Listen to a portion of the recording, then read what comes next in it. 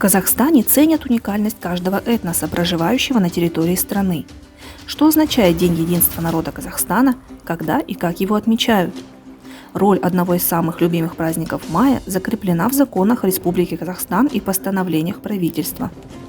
1 мая стал одним из важных государственных праздников Казахстана. Этот день наполнен особенным смыслом и имеет уникальное значение для республики.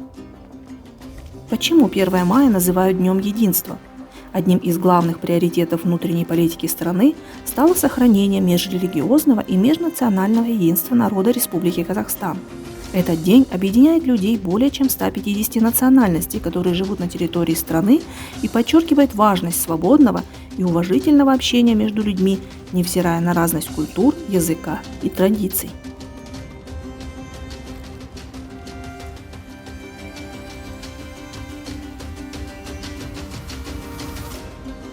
День единства народа Казахстана – созидательный праздник, призванный объединить людей.